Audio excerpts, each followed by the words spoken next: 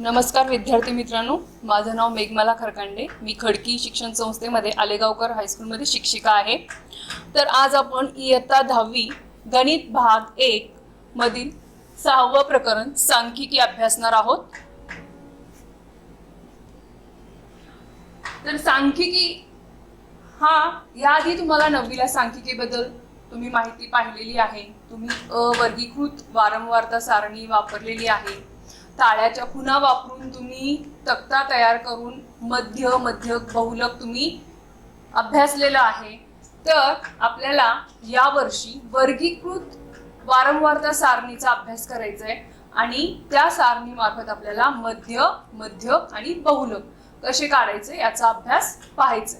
तर सांख्यिकी ही वेगवेगळ्या क्षेत्रामध्ये वापरली जाते, जसं की शेती आहे, त्याचबरोबर जीवशास्त्र, रसायनशास्त्र, औषधशास्त्र, व्यवस्थापन असे इत्यादी अनेक शाखा आहेत जिथे सांख्यिकीचा वापर केला जातो. बघा, आता सध्या आपल्या इथे करोनाचं थैमान आहे. तर करोनाचे वॅक्सिन्स तयार होण्यासाठी काय केलं जातं, त्याचा अभ्यास केला जातो. तुम्ही पेपरमध्ये वाचलं असेल, खूप सारे लोक काय करतायत, सध्या वॅक्सिन तयार करण्यासाठी प्रयत्न करतात. मग हे वॅक्सिन एकदा केल्यानंतर, एकदा तयार झालं की लगेच ते मार्केटमध्ये येत नाही. त्याचं काय केलं जातं, आधी अभ्यास केला जातो, त्याच्यावर प्रयोग केले जातात, ते लोकांना आधी दिले जातात. त्यातून त्यांना कोणत्या प्रकारचे त्याचं निरीक्षण केलं जातं, त्यांच्यावर त्याचा कोणता परिणाम होतो, त्याचे काही वेगळे दुष्परिणाम तर शरीरावर होत नाहीत ना, या सगळ्याचा अभ्यास केला जातो.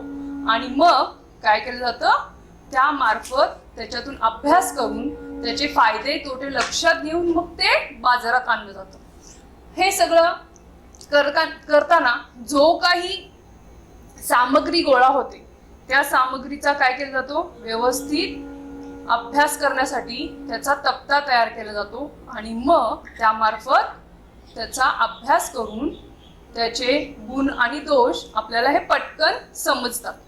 तर आपण या सांख्यिकीचा अभ्यास आपण इथे करणार आहोत. त्यामध्ये आपल्याला सांख्यिकी सामग्रीच्या केंद्रीय प्रवृत्तीच्या परिणामांचा मध्य मध्यक व बहुलक अभ्यासायचा आहे. यामध्ये तुम्ही मागच्या वर्षी हे सूत्र वापरलेलं आहे, x बार बरोबर समेशन xi अपॉन n. आता xi म्हणजे काय, ही जी तुम्ही सामग्री गोळा केलेली आहे किंवा त्या सामग्रीमध्ये येणाऱ्या ज्या काही प्राप्तांक आहे त्यांना आपण xi म्हणतो. n म्हणजे एकूण प्राप्तांक आणि x बार हा मध्य दाखवतो. हे मध्याचं चिन्ह आहे. आता मागच्या वर्षी तुम्ही अवर्गीकृत वारंवारता सारणीचा अभ्यास केलेला आहे. यावर्षी तुम्हाला वर्गीकृत वारंवारता वितरण सारणी अभ्यासायची आहे. त्यामध्ये पहिला आहे मध्य. आता मध्य काढण्याचे यामध्ये तुम्हाला 3 पद्धती अभ्यासायच्या आहेत. त्यातली पहिली पद्धत आहे सरळ पद्धती. म्हणजे आता एक उदाहरण जर आपण पाहिलं, समजा आपण 10वीच्या वर्गातले विद्यार्थी घेतले. त्या 10वीच्या वर्गामध्ये असलेल्या सर्व विद्यार्थ्यांची आपण उंचीचा विचार केला. सगळ्यांची आपण उंची काय केली, उंची घेतली आणि तिला सेंटीमीटर मध्ये आपण लिहिली असता आपल्याला काय दिसून येतं की सगळ्यांच्या ज्या उंची आहेत या एका विशिष्ट संख्येभोवती आपल्याला काय दिसतात, केंद्रित झालेले दिसतात. तर ती केंद्रित झालेली म्हणजे आपल्याला काय करायची आहे, मध्य म्हणजे काय आहे, एकूण सर्वाची सरासरी आपण काढायची. मध्य म्हणजे ही एक सरासरीच आहे. त्याचा पहिला प्रकार आहे सरळ पद्धती. सरळ पद्धतीमध्ये त्याचं सूत्र आहे मध्य बरोबर x बार बरोबर summation xi fi upon n. n म्हणजेच समेशन fi. fi म्हणजे इथं काय असणार आहे, वारंवारता आणि xi म्हणजे वर्गमध्य. ते आपण आता उदाहरणावरून काय करूया, सरळ पद्धतीने मध्य कसा काढायचा हे आपण अभ्यासू. बघा, इथे एक उदाहरण तुम्हाला दिसतंय. तुमच्या पुस्तकातलं पान नंबर 131 वर तुम्हाला उदाहरण आहे. मी उदाहरण वाचते, सर्वांनी पुस्तक समोर ठेवायचंय. बघा, पान नंबर 31 वर सोडवलेले उदाहरण आहे. पहिलं, खालील सारणीत 50 विद्यार्थ्यांच्या चाचणी परीक्षेच्या गुणांची टक्केवारी दिली आहे. त्यावरून गुणांच्या टक्केवारीचा मध्य काढा. आपल्याला काय करायचं आहे? मुलांच्या गुणांच्या टक्केवारीचा मध्य काढायचा आहे. त्यामध्ये तुम्हाला 2 आडव्या ओळी दिसत आहेत. पहिल्यामध्ये गुणांची टक्केवारी दिलेली आहे आणि खाली विद्यार्थ्यांची संख्या, म्हणजे 0 ते 20 या टक्केवारीमध्ये 3 विद्यार्थी आहेत. 20 ते 40 या टक्केवारीमध्ये 7 विद्यार्थी आहेत. 40 ते 60 यामध्ये 15 विद्यार्थी आहेत. 60 ते 80 या टक्केवारीमध्ये एकूण 20 विद्यार्थी आहेत. 80 ते 100 या टक्केवारीमध्ये 5 विद्यार्थी आहेत. आता इथं दिलेले जो तक्ता आहे, सारणी आहे, तशीच सारणी आपल्याला बोर्डवर तयार करायची. आता सरळ पद्धतीने जेव्हा आपण मध्य काढतो तेव्हा आपल्याला पहिल्यांदा 4 कॉलम तयार करायचे किंवा 4 आपण स्तंभ म्हणतो. आपल्याला 4 स्तंभ आखायचे आहेत. त्यामध्ये पहिल्या स्तंभामध्ये आपल्याला वर्ग म्हणजे गुणांची टक्केवारी, जी तुम्हाला सारणी दिलेली आहे त्यामधली जी पहिली आडवी ओळ आहे ती आपल्याला इथं लिहायची आहे. त्यानंतर दुसऱ्या स्तंभामध्ये आपल्याला वर्ग मध्य, त्याला आपण म्हणणार आहे xi. दुसऱ्या स्तंभामध्ये आपण वर्ग मध्य घेणार आहे. वर्ग मध्य म्हणजे xi हा कसा काढायचा आहे? या दोन्ही जे आपण वर्ग लिहिलेले आहेत या दोघांची बेरीज करायची आहे, त्याला 2 नी भागायचंय, मग ती संख्या इथं लिहायची. बघा, म्हणजे काय केलेलं आहे? 0 अधिक 20 2 संख्या घेतलेल्या आहेत, त्यांना 2 नी भागायचे बेरीज करून. 0 आणि 20 ची बेरीज येईल 20/2 म्हणजे 10.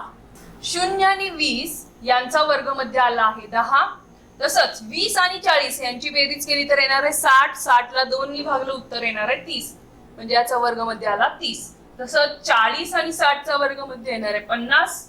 60 आणि 80 चा वर्ग मध्ये असणार आहे 70. 80 आणि 100 चा वर्ग मध्ये असणार आहे 90. ओके. त्यानंतर जो तुमच्या सारणीमधला दुसरी ओळ तुम्हाला दिलेली आहे, विद्यार्थी संख्या, ती तुम्हाला 3ऱ्या स्तंभामध्ये लिहायची आहे. त्याला आपण म्हणणार आहे वारंवारता, म्हणजेच FI. आपल्याला ती दिलेली आहे 3, 7, 15, 20, 5 ही आहे अशी लिहायची. ह्याच्यामध्ये काही बदल करायचा नाहीये, फक्त व्यवस्थित वर्ग त्यासमोर व्यवस्थित वारंवारता लिहायची. आता चौथा जो स्तंभ आहे त्याच्यामध्ये आपल्याला काय करायचंय?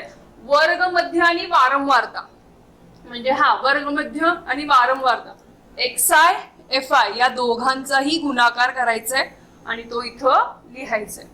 बघा, 10 आणि 3 चा गुणाकार 30. 30 आणि 7 चा गुणाकार 210. 50 आणि 15 चा गुणाकार 750.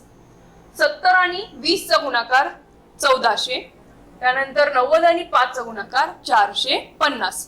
ते झाल्यानंतर 3ऱ्या कॉलम मध्ये म्हणजे जी वारंवारता आहे त्याची बेरीज तुम्हाला करायची आहे खाली. त्याला n म्हणायचंय. n बरोबर समेशन FI = 50, म्हणजे n ची किंमत आली 50. आता इथे चौथ्या कॉलम मधले पण जे सगळे आपण लिहिलेले आहे वारंवारता आणि मध्याचा गुणाकार, त्या सर्वांची बेरीज करायची. त्यांची बेरीज आपण समेशन xi FI ने दाखवायची आहे आणि ती बेरीज आलेली आपली 2840. आता त्यानंतर आपल्याला आता मध्य काढायचंय. बघा, मध्याचं सूत्र काय आहे? x बार बरोबर summation xi FI upon n. आपण समेशन xi FI ची किंमत इथं काढलेली आहे 2840. 2840 इथं लिहिलेलं आहे. n म्हणजे 50 इथं लिहिलेलं आहे. यांचा भागाकार केल्यावर आपल्याला उत्तर येणार आहे 56.8. हा असणार आहे गुणांच्या टक्केवारीचा मध्य. आपण सरळ पद्धतीने मध्य कसं काढायचं ही पद्धत पाहिली. आता आपण दुसरी पद्धत पाहणार आहोत, गृहीत मध्य पद्धती. गृहीत मध्य पद्धती याच्यामध्ये पहिल्या पद्धतीमध्ये आपण FI/XI करतो. मग त्याच्यामध्ये काही वेळेला गुणाकार खूप मोठा येऊ शकतो. मग त्याच्याऐवजी ही दुसरी पद्धत अभ्यासण्यात आली, तर ती आपण पाहायची आहे. गृहीत मध्य पद्धती याच्यामध्ये सूत्र आहे D बार बरोबर summation FI/DI upon summation FI, आणि याच्यावरून आपल्याला मध्य काढायचं आहे. मध्य बरोबर X बार बरोबर A अधिक D बार. आता या सूत्राचा वापर करून आपण एक उदाहरण सोडवून पाहूया. बघा, तुमच्या पुस्तकातलं पान नंबर 133 वरचं उदाहरण पाहायचंय. मी उदाहरण वाचते, सर्वांनी ते उदाहरण नीट पाहायचंय. 100 भाजी विक्रेत्यांची रोजच्या विक्रीची वारंवारता सारणी खाली दिली आहे. गृहीत मध्य पद्धतीने दैनंदिन विक्रीचा मध्य काढा. आता इथे तुम्हाला सारणी दिलेली आहे. बघा, याच्यामध्ये दोनच तुम्हाला ओळी दिसत आहेत. पहिली ओळ आहे दैनंदिन विक्री रुपये आणि दुसरी आहे विक्रेत्यांची संख्या. आता दैनंदिन विक्री रुपये ती आहे, पहिली आहे 1000 ते 1500, 1500 ते 2000, 2000 ते 2500 आणि 2500 ते 3000. तर त्यांची तुम्हाला इथे वारंवारता म्हणजे विक्रेत्यांची संख्या दिलेली आहे. पहिल्या 1000 ते 1500 मध्ये 15 आहेत, 1500 ते 2000 मध्ये 20, 2000 ते 2500 मध्ये 35 आणि 2500 ते 3000 मध्ये 30. तर आपण या ठिकाणी त्यासाठी तक्ता आपल्याला तयार करायचे, सारणी तयार करायची आहे. आणि आता ह्याच्यामध्ये तुम्हाला 4 स्तंभ लागणार आहेत. पहिल्या पद्धतीमध्ये आपण 4 स्तंभ काढले होते. दुसऱ्या पद्धतीमध्ये म्हणजे गृहीत मध्य पद्धतीमध्ये आपल्याला 5 स्तंभ लागणार आहेत. त्यामध्ये पहिल्या स्तंभामध्ये आपल्याला जो दिलेला वर्ग आहे तो लिहायचा आहे.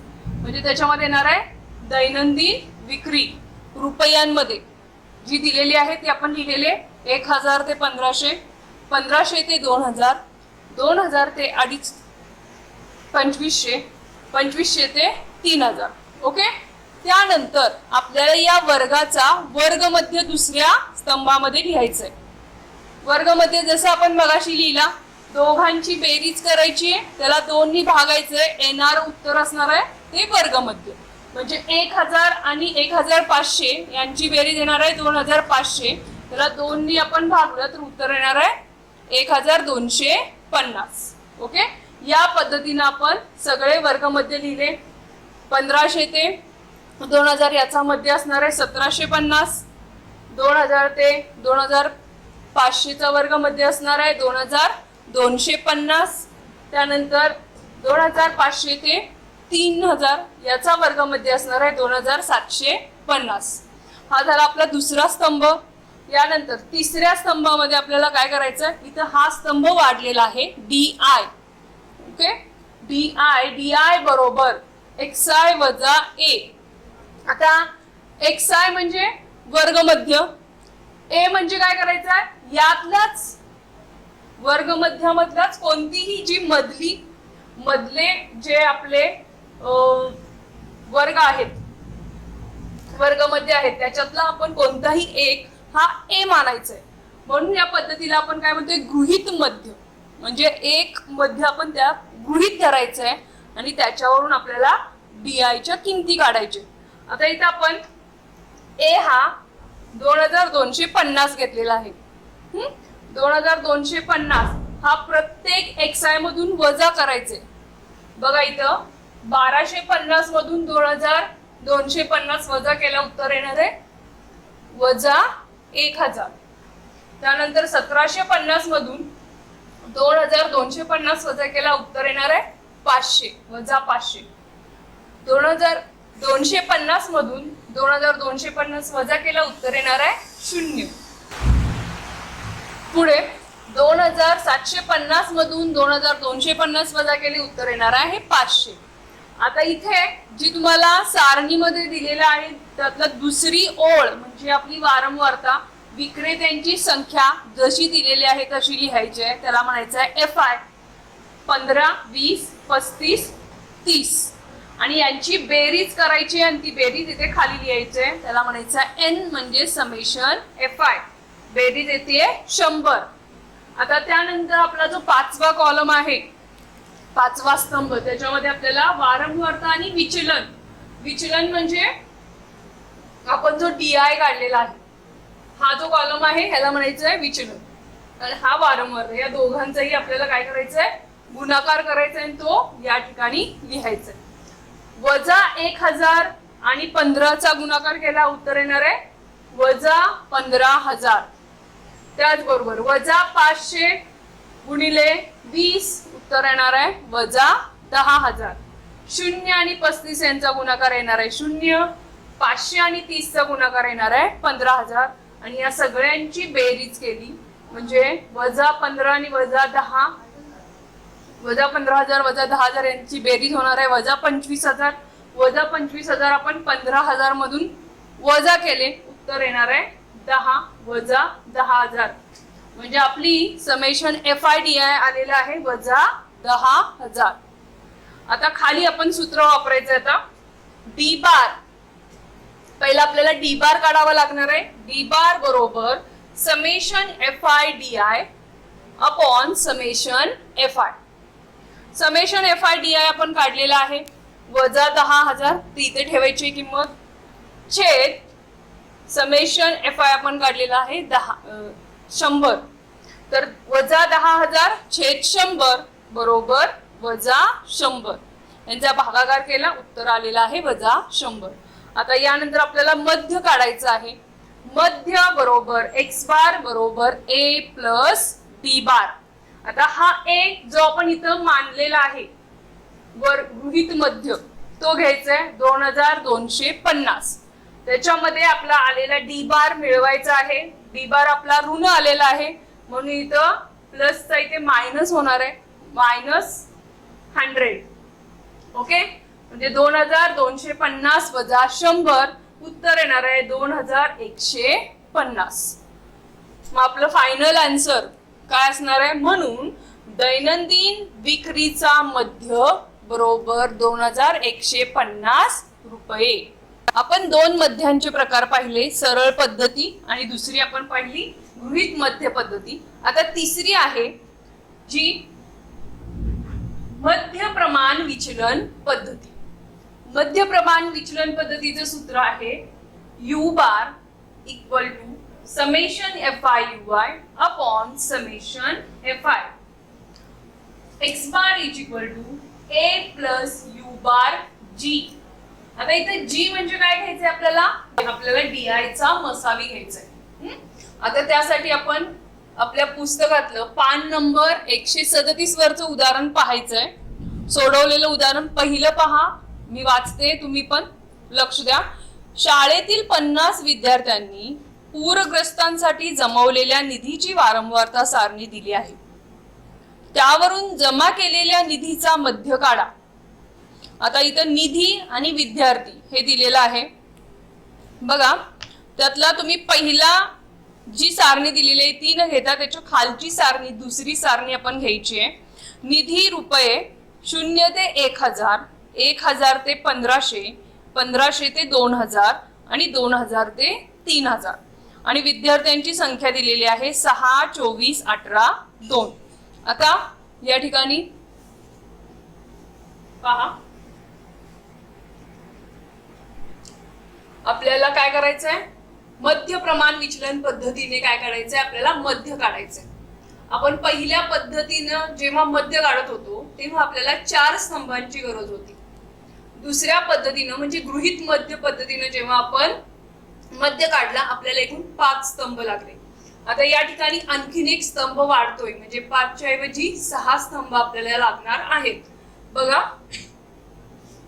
पहिल्या स्तंभामध्ये आपण वर्ग लिहिणार आहे. वर्ग निधी जो काय आपल्याला दिलेला असेल तो 0 ते 1000, 1000 ते 1500, 1500 ते 2000, 2000 ते 3000. ओके, त्यानंतर सेम दुसरा वर्ग मध्य काढायचा आपल्याला. XI आपण लिहिला पहिल्याचा, काय असणार आहे 0 ते 1000 यांचा मध्य येतो 500. 1000 ते 1500चा मध्ये येतो 1250. 1500 ते 2000 याचा मध्ये असणार आहे 1750. 2000 ते 3000 याचा मध्ये असणार आहे 2500. हा मध्य कसं काढायचं हे सांगितलेलं आहे. दोघांची बेरीज करायची, त्याला दोन्ही भागायचं. प्रत्येक ठिकाणी दोघांची बेरीज करायची, त्याला दोन्ही भागायचे. येणारं उत्तर म्हणजे असणार आहे त्याचा वर्गमध्य. त्यानंतर इथे आता DI हा मगाशी पण आपण दुसऱ्यामध्ये कॉलम केलेला आहे. DI म्हणजे काय? XI minus A. बघा आपण A ची किंमत काय घेणार आहे? 1250. ओके, बघा हा आपला असणार आहे A. 1250 सर्व DI अभ्यासून आता ह्या DI च्या सगळ्या किमती आलेल्या आपण पाहायच्या आहेत आणि त्याच्यावरून आपल्याला G ची किंमत ठरवायची आहे. G हा काय असणार आहे? यांचा मसावी असणार आहे. बघा आपण DI बरोबर XI मायनस A. A ची किंमत 1250 घेतली. 500 मधून 1250 वजा केले, उत्तर येणार आहे वजा 750. 1250 मधून 1250 वजा केले, उत्तर आलं 0. 1750 म्हणजे 1750 मधून 1250 वजा केले, उत्तर आलं 500. त्यानंतर 2500 मधून 1250 वजा केले, उत्तर आलं 1250. आता यांचा मसावी काढला तर तो मसावी आलेला आहे 250. त्यामुळे जी ची किंमत असणार आहे 250. आता इथे आपला हा कॉलम वाढलेला आहे UI. UI म्हणजे काय? DI upon G. म्हणजे ह्या आलेल्या कॉलमला G नी भागायचंय. G ची किंमत आपण घेणार आहे 250. म्हणजे 750 ला 250 नी भागलं, उत्तर येणार आहे 3. इथं ऋण चिन्ह असल्यामुळं ऋण 3. शून्याला कोणत्याही संख्येनं भागलं तर उत्तर 0 येतं, म्हणून इथे येणार आहे 0. 500 ला 250 नी भागलं, उत्तर येणार आहे 2. 1250 ला 250 नी भागलं, उत्तर येणार आहे 5. यानंतर वारंवारता जी आपल्याला दिलेली असते ती आहे अशी लिहायची आहे FI 6, 24, 18, 2 आणि यांची बेरीज खाली करायची. काय? त्या बेरजेला काय म्हणायचंय? Summation FI equal to 50. किती आलेले बेरीज? 50. त्यानंतर आपल्याला जो लास्ट कॉलम आहे तो गुणाकाराचा असतो. FI UI. हा FI आणि हा UI या दोघांचाही गुणाकार करून इथं लिहायचंय.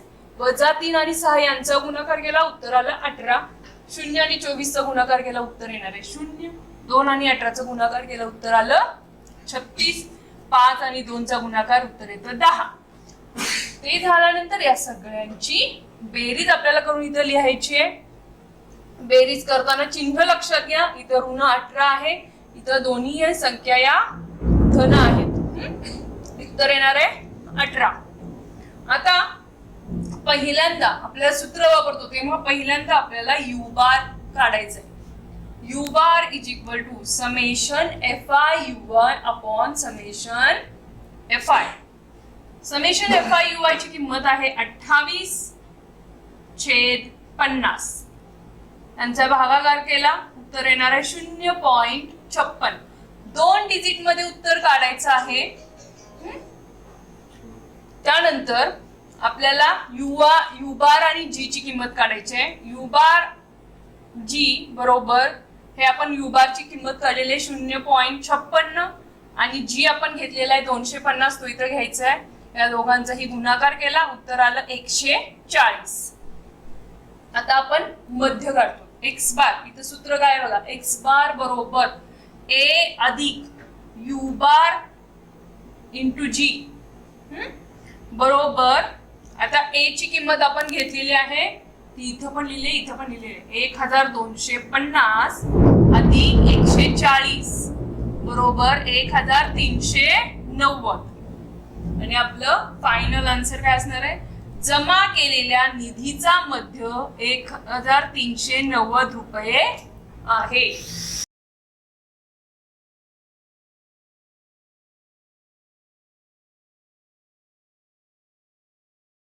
आपण पहिला मध्य पाहिला. मध्य काढण्याचे 3 प्रकार पाहिले. आता आपण मध्यक पाहायचं आहे. मध्यक म्हणजे सारणीमध्ये जर तुम्ही जी काही तुम्हाला सामग्री दिलेली असेल ती सामग्री वारंवारता जर तुम्ही एका चढत्या क्रमाने मांडल्यानंतर जो बरोबर मध्ये येतो त्याला म्हणतात मध्य. ते तुम्ही मागच्या वर्षी अवर्गीकृत वारंवारता सारणी त्याचा मध्य काढायला तुम्ही शिकलेला होता. तुम्ही दिलेली जी माहिती असते वारंवारता जी असते ती चढत्या क्रमाने मांडून त्यातला बरोबर मध्य तुम्ही शोधून त्याच्या मध्य तुम्ही काढत होता. तर या वर्षी आपल्याला काय पाहायचंय, वर्गीकृत वारंवारता वितरण सारणी वरून मध्य.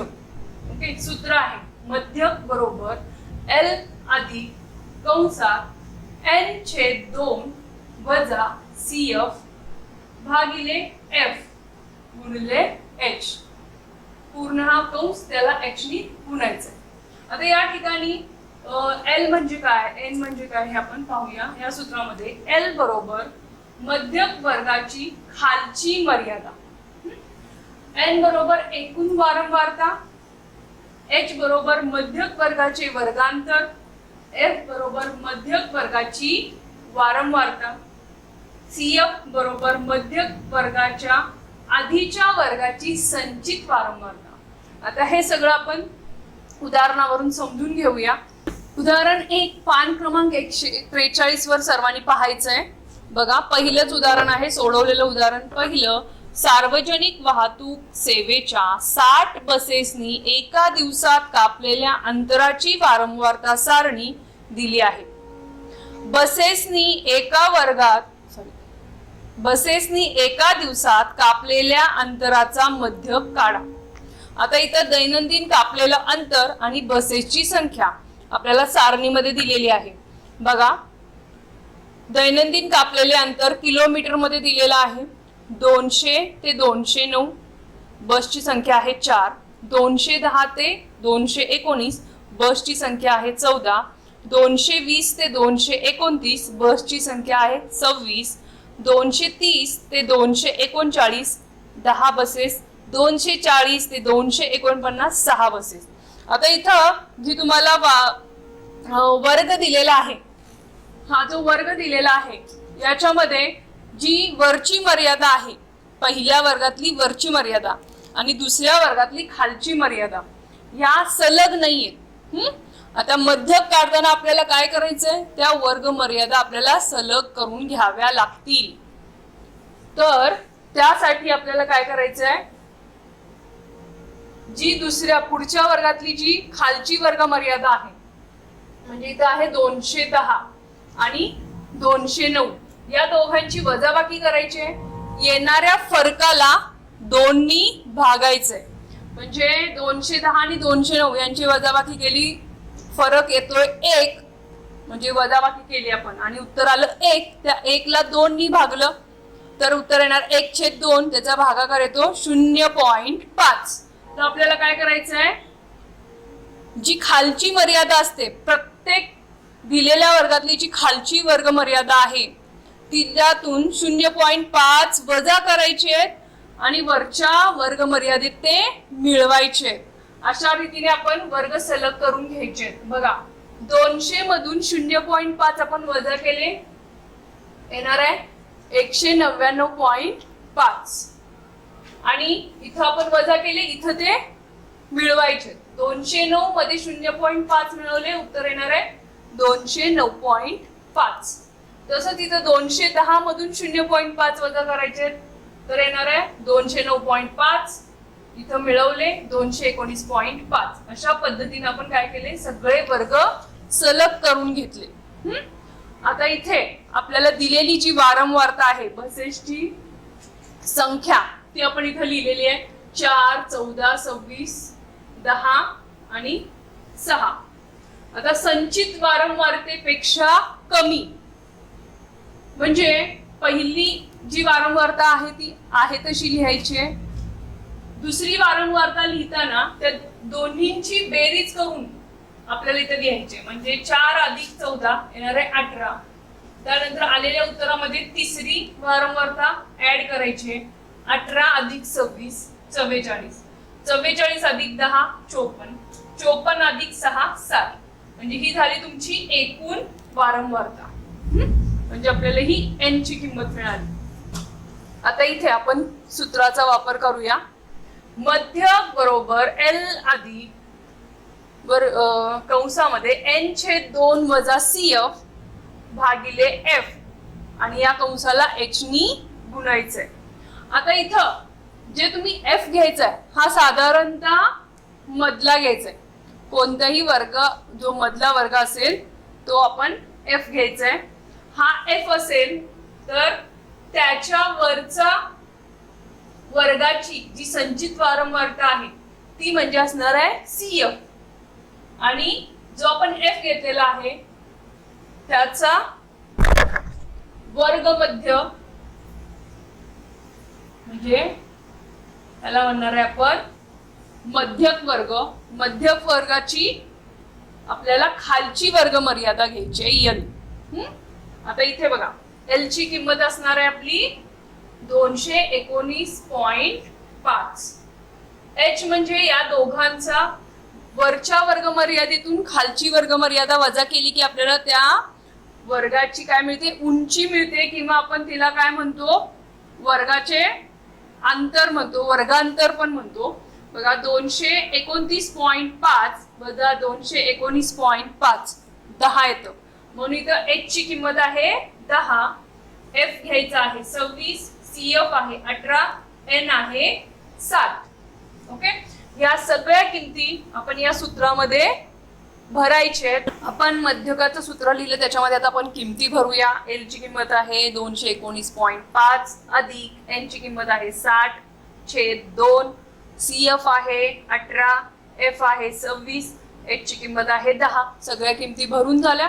आता आपण पहिला हा कंस सोडवायचा आहे. बघा 60/2 30 वजा 18/26 219.5 अधिक 30 वजा 18/26 गुणिले 10. पुन्हा पुढे 219.5 अधिक 12 गुणिले 10 अधिक 26.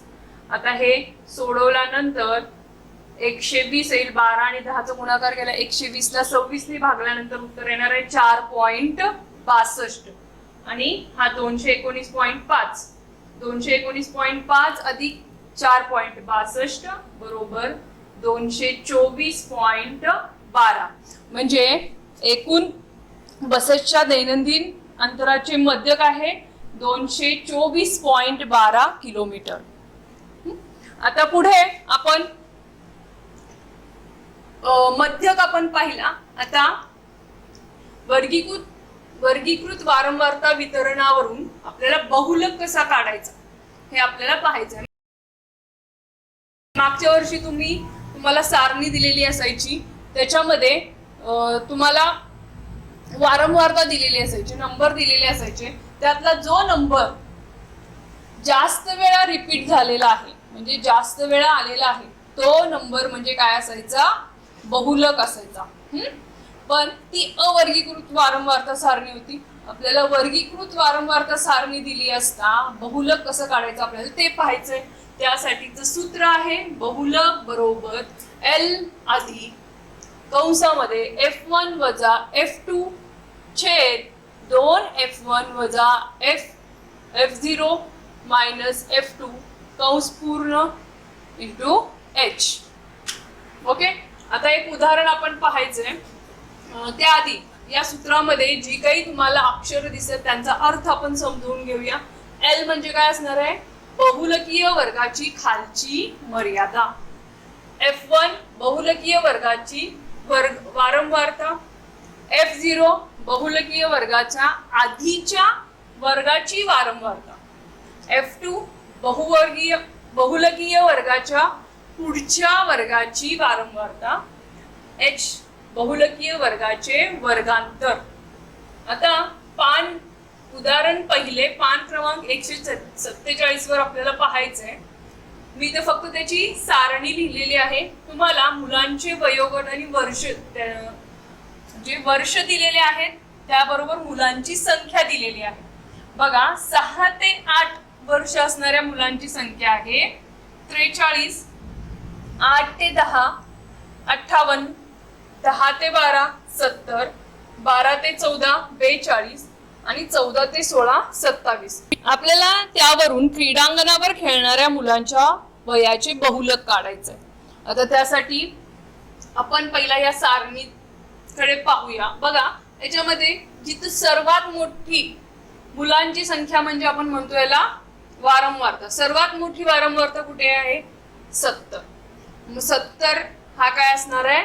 बहुलकीय वर्ग असणार आहे.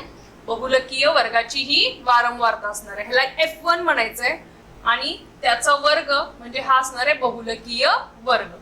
त्याच्या आधीचा जी वर्गाची वारंवारता असणार आहे तिला म्हणायचं F0 आणि त्याच्या नंतरच्या वर्गाची वारंवारता असणार तिला म्हणणार आहे आपण F2. आता या ठिकाणी बघा, मग आपण किमती लिहून घेऊया. येथे F1 बरोबर 70 आणि 10 ते 12 हा बहुलकीय वर्ग आहे. आपल्याला L ची किंमत मिळाली याच्यावरून. 10 ते 12 मध्ये लहान आहे 10. L बरोबर 10. H म्हणजे या दोघांची वजाबाकी. 12तून 10 गेले, उरणारे 2. 2 ही काय असणार आहे? त्याचे वर्गांतर असणार आहे. F0 58, F1 70, F2 42. आता सूत्र लिहूया आपण. बहुलक बरोबर L अधिक F1 वजा F0 छेद 2F1 minus F0 minus F2 into H. आता या सगळ्यामध्ये आपण या किमती टाकूया. L आहे 10. 10 अधिक कंसामध्ये 70 वजा 58 छेद 2 गुणिले 70 वजा 58 वजा 42 गुणिले 2. आता पहिला आपण हा कंस सोडवायचा आहे. बघा, यांची वजाबाकी केली. 70 वजा 58 येणार आहे 12. त्यांचा गुणाकार केला. 70 आणि 2 चा गुणाकार येणार आहे 140. 58 आणि 42 या दोघांनाही ऋण चिन्ह असल्यामुळे त्यांची बेरीज होणार आहे. उत्तर येणार आहे वजा 100 आणि गुणिले 2 आहे असं. बरोबर 10 अधिक 12/40. हे पूर्ण सोडून घेतलं आपल्याला काय मिळणार आहे? 12/40. हा 2 आहे असं इथं लिहिलेलं आहे. बरोबर 10 अधिक 24/40 यांचा गुणाकार आलेला आहे 24. 24/40 बरोबर 10 अधिक 0.6. 24/40 या दोघांचा भागाकार. 24 ने 40 ला भागल्यानंतर भागाकार येणार आहे 0.6. म्हणजे 10 अधिक 0.6 बरोबर 10.6. आता आपण सांख्यिक सामग्रीचे चित्रीरूप सादरीकरण हे पाहणार आहोत. म्हणजे आपल्याला जी माहिती मिळते तिचे आपण आलेख किंवा आयतालेख, बहुभुज किंवा वृत्तालेख यांच्या मार्फत त्यांचं सादरीकरण करू शकतो. त्याच्यामुळे काय होतं, ती आपल्याला जी काही माहिती असेल ती आपल्याला पटकन समजते. त्यातले चढ उतार आपल्याला पटकन लक्षात येतात. त्यासाठी आयतालेखाचा वापर केला जातो किंवा वारंवारता बहुभुज याचा वापर केला जातो किंवा वृत्तालेखाचा वापर केला जातो.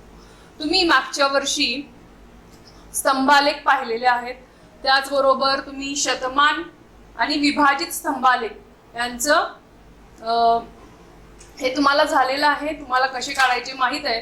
यावर्षी आपण आयतालेख हे पाहणार आहे. त्यासाठी आपण एक उदाहरण पाहूया. आयतालेखासाठी आपण पान नंबर 152 वरचं उदाहरण पाहतोय.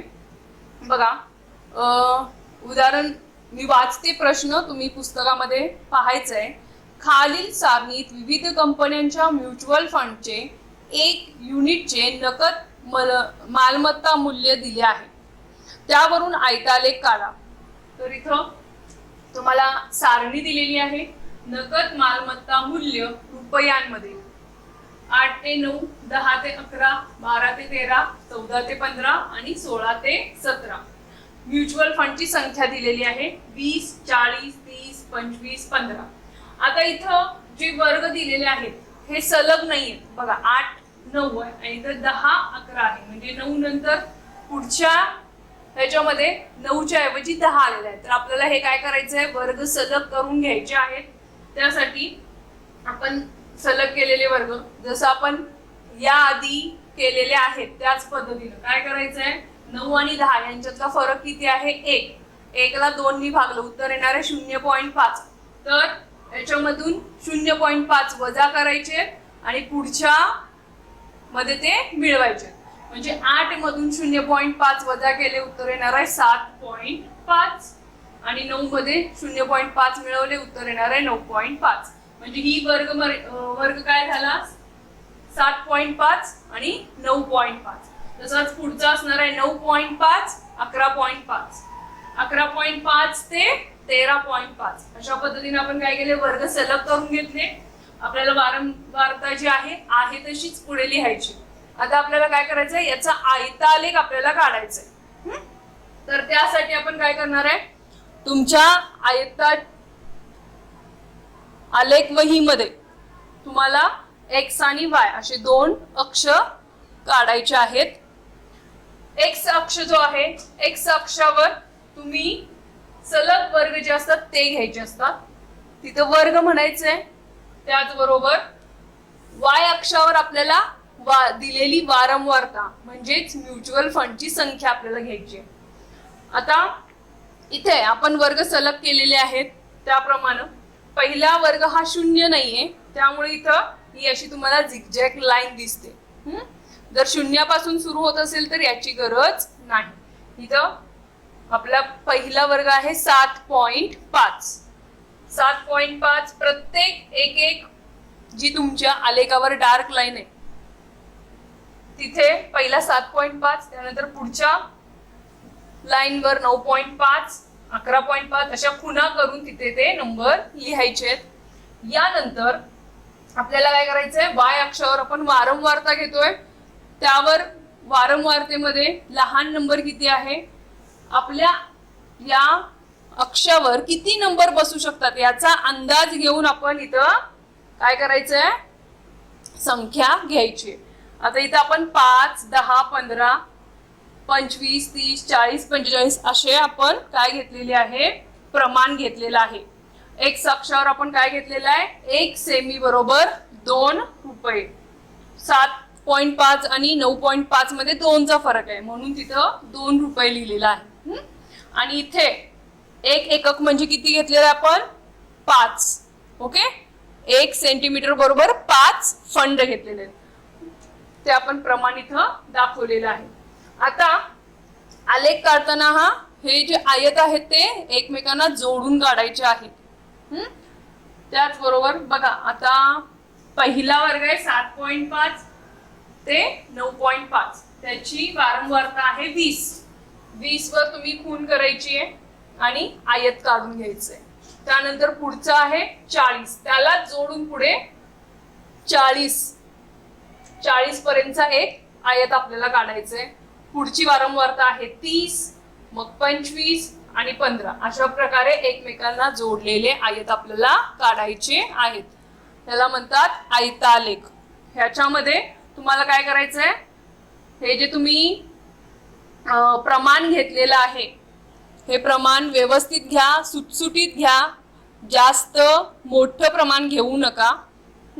त्याचबरोबर इथं तुम्ही 1च्या ऐवजी 2 लाईन्स तुम्ही सोडू शकता जर ही लाईन मोठी असेल. जर सगळे त्याच्यामध्ये बसत असतील तर 2-2 एककाचं तुम्ही याप्रमाणे प्रमाण तुम्ही घेऊ शकता. ओके, आता याचाच वरून आपण काय करायचंय वारंवारता बहुभुज कसा काढायचा आपण ते पाहूया. बघा वारंवारता बहुभुज काढताना आपल्याला काय लागतो प्रत्येकाचा वर्ग मध्य लागतो. आपल्याला इथं वर्ग मध्य लागेल म्हणजे आपण वर्ग सलग केलेले आहेत यांचा आपल्याला वर्ग मध्य काढावा लागेल. आणि वर्ग मध्य त्याचबरोबर आपल्याला या वर्गाच्या आधीचा एक वर्ग घ्यायचा आहे आणि शेवटचा जो वर्ग आहे त्याच्या नंतरचा एक वर्ग आपल्याला घ्यावा लागणार आहे. वारंवारता बहुभुजाचं आपण एक उदाहरण पाहायचंय. आपण जो मगाशी आयतालेखासाठी घेतलेली सारणी आहे तीच सारणी आपण पाहतोय. पण आता इथे आपण काय केलेलं आहे वर्ग आहे. या वर्गामध्ये आपण जो पहिला वर्ग आहे 8 आणि 9 दिला होता त्याऐवजी आपण आणखीन एक वर्ग इथं वाढवलेला आहे 6 आणि 7. तसंच खाली एक आपण वर्ग वाढवलेला आहे बघा 16 आणि 17 हा त्याच्यामध्ये लास्ट होता. आपण इथे 18 आणि 19 हा एक वर्ग इथे जास्त घेतलेला आहे आणि त्याची वारंवारता 0 घ्यायची आहे. आणि खालच्या पण आपण जो वाढवलेला वर्ग त्याची पण वारंवारता 0 घ्यायची आहे. आणि बाकीचे हे जे मधले वर्ग आहेत ते आहे असे आणि त्यांची वारंवारता दिलेली होती त्याप्रमाणे आपण घेतलेली आहे. आता इथे वर्ग सलग नसल्यामुळे आपण ते वर्ग सलग केलेले आहेत. इथं 6 7 त्यानंतर 8 9 म्हणजे 7 नंतर इथे 8 आणि 9 आलेला आहे. तर हे वर्ग सलग करावे लागतील आपल्याला. त्यामुळे आपण इथं काय केलेलं आहे 6 मधून 0.5 वजा केले 5.5 आलेलं आहे आणि 7 मध्ये 0.5 आपण ऍड केलेला आहे म्हणजे इथं 7.5 झालेलं आहे. अशा पद्धतीने आपण सगळे वर्ग सलग करून घेतले. वर्ग मध्य काढलेला आहे त्यांचा. वर्ग मध्य कसा काढायचा आहे दोघांची बेरीज करायची त्याला 2 नी भागायचंय म्हणजे 5.5 अधिक 7.5 छेद 2 भागाकार केल्यानंतर तुम्हाला हे मिळेल उत्तर 6.5. ओके 6.5 8.5 10.5 12.5 14.5 16.5 आणि 18.5 असं आपल्याला वर्ग मध्य मिळालेला आहे. वारंवारता जी दिलेली आहे तीच घ्यायची आहे. फक्त जो आपण वाढवलेला वरचा वर्ग आहे तिथं 0 खालच्या वर्गाची पण वारंवारता 0 घ्यायची मधले आहे अशी. आता हेच आपण बिंदू रूपामध्ये लिहायचंय कारण की आपल्याला याचा आलेख काढायचा त्यामुळं जो वर्ग मध्य आणि वारंवारता एक्स अक्षावर आपण वर्ग मध्य घेणार आहे आणि वाय अक्षावर आपण वारंवारता घेणार आहे. ते आपण इथं निर्देशक मध्ये दाखवलेलं आहे. ओके आता आपण याचा ग्राफ बघूया आलेख बघूया. बघा इथं आपण वाय अक्षावर वारंवारता घेतलेली आहे 5 10 15 20 25 30 40 35 40 45. ओके आता एक्स अक्षावर आपल्याला काय घ्यायचं आहे वर्ग मध्य घ्यायचं आहे. आपल्याला काय घ्यायचं आहे वर्ग मध्य. किती आहे पहिला 6.5 त्यानंतर 8.5 10.5 12.5 14.5 16.5 आणि 18.5 या पद्धतीने आपण वर्ग मध्ये एक्स अक्षावर लिहून घेतला. आता आपल्याला काय करायचं आहे आपण तिथं निर्देशक लिहिलेले आहेत बिंदूंचे निर्देशक त्याप्रमाणे आपण याच्यावर पॉइंट्स प्लॉट करायचे आहेत. बघा एक्स अक्षर घ्यायचे 6.5 आणि तेव्हा त्याची वारंवारता आहे 0 म्हणजे आपला बिंदू येणार आहे 6.5 वर. त्यानंतरचा आहे 8.5 आणि 20. बघा 8.5 आणि 20 इथं पट्टीचा वापर करते मी. तुमच्याकडे वहीवर तुम्हाला रेषा असल्यामुळे तुम्हाला पटकन पॉइंट दाखवता येते. त्यानंतर 10.5 तेव्हा वारंवारता आहे 40. बघा साधारणतः इथं येईल 40. त्यानंतर जेव्हा वर्ग मध्ये आहे 12.5 तेव्हा वारंवारता आहे 30. 12.5 आणि 30.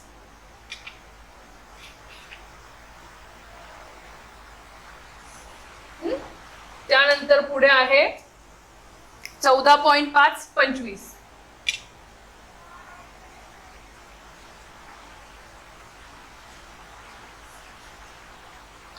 त्यानंतर 15 16.5 आणि 15.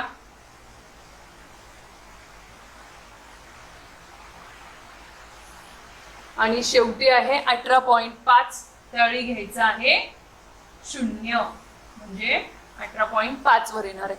आता हे सगळे बिंदू आपल्याला पट्टीच्या साहाय्याने जोडायचे आहेत. रेषा मारून जोडायचे आहेत.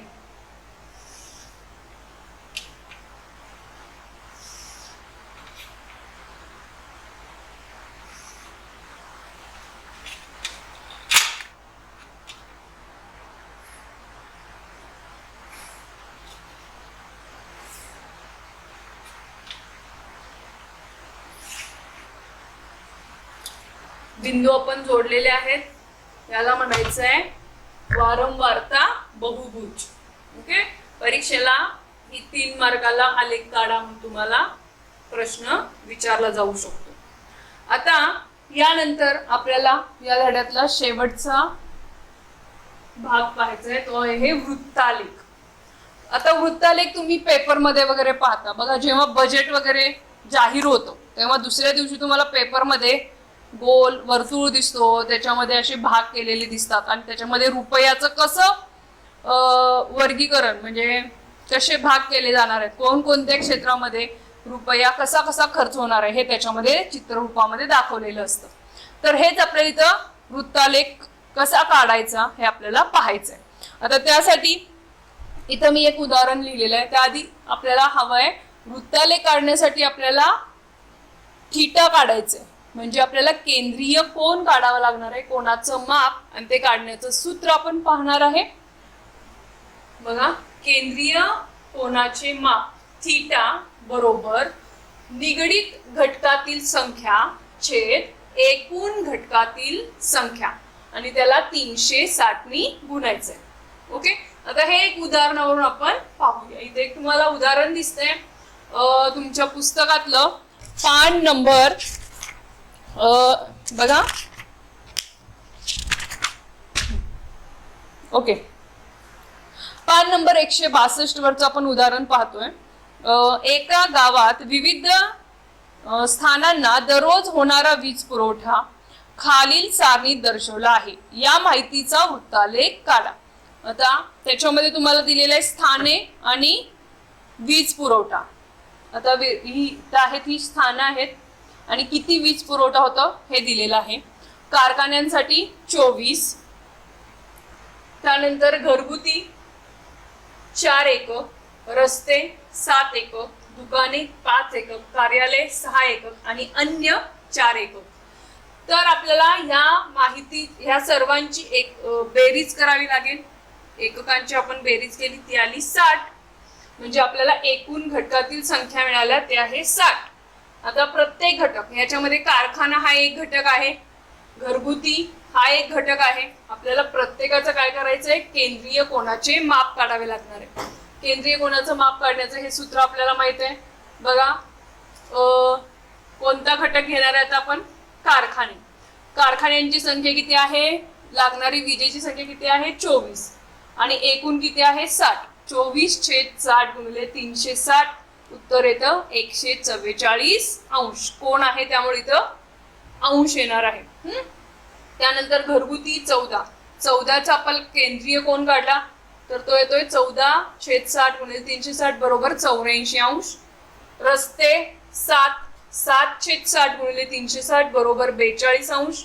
दुकाने 5 एकक म्हणजे 5/60 गुणिले 360 बरोबर 30 अंश. कार्यालय 6 एकक, 6/60 गुणिले 360 बरोबर 36 अंश आणि अन्य 4 एकक म्हणजे 4/60 गुणिले 360 बरोबर 24 अंश. या सगळ्यांची बेरीज 360 आली पाहिजे. जर यांची बेरीज 360 आली नाहीये तर आपलं कुठेतरी चुकलेलं आहे. 360 आली तर आपण काढलेली केंद्रीय कोनांची माप ही बरोबर आहेत. आता ही आपण केंद्रीय कोनाची माप काढली. आता आपल्याला काय करायचंय, ते आपल्याला वृत्तालेखामध्ये दाखवायचं आहे. त्यासाठी तुम्हाला आधी वर्तुळ काढावं लागेल. आता हे वर्तुळ किती काढायचं हे तुम्ही ठरवू शकता. साधारण 3 सेंटीमीटर त्रिज्या किंवा 4 सेंटीमीटर त्रिज्येचं वर्तुळ काढा. जास्त मोठंही काढू नका आणि जास्त छोटंही काढू नका. तर इथं मी वर्तुळ काढलं पहिला. त्यानंतर एक तुमचा सेंटर आहे. एक तुम्ही आधी लाईन आखून घ्या, एक त्रिज्या आखून घ्या आणि मग काय करायचंय, डी पट्टीच्या साहाय्याने समजा मी ही त्रिज्या आखलेली आहे. मला पहिला कारखाना त्याच्यासाठी केंद्रीय कोन मला दाखवायचा आहे याच्यामध्ये. तर मी काय करणार आहे, याच्यावर आपली जी डी पट्टीची शून्याची रेष असते आणि हा जो मधला सेंटर आहे हा बरोबर आपल्या वर्तुळ केंद्रावर असणार आहे. तिथं आपण या पद्धतीनं ठेवला. बघा हे व्यवस्थित आणि इकडून 0 पासून मोजत जाऊन 0, 10, 20, 30, 40 असं 100, 110, 140, 140च्या पुढे 4 घरं, म्हणजे इथं मी खून करून घेतली आणि मग ती पट्टीच्या साहाय्यानं मी जोडली. तर हा झाला माझा 144 अंशाचा केंद्रीय कोन. तो कशासाठी आहे? कारखाने. यानंतर या ठिकाणी तुम्ही टीपट्टी ठेवा अशी. हे सेंटर आहे, सेंटरवर बरोबर हा सेंटर मॅच झाला पाहिजे आणि ही आपली झिरोची लाईन आपण मारलेल्या दुसऱ्या रेषेवर जॉईन करायची. आणि आता किती घरगुतीसाठी किती आहे? 84 अंश. इकडून 0, 10, 20, 30, 40 अशा पद्धतीने 80च्या पुढे 4 घरं म्हणजे 84. इथं खून करून घ्या आणि पट्टीने रेष मारायचे. या पद्धतीनं 42 अंश, 30 अंश, 36 अंश आणि 24 अंशाचे आपल्याला केंद्रीय कोन काढून या पद्धतीने रस्ते, दुकाने, कार्यालय आणि अन्य दाखवता येतात.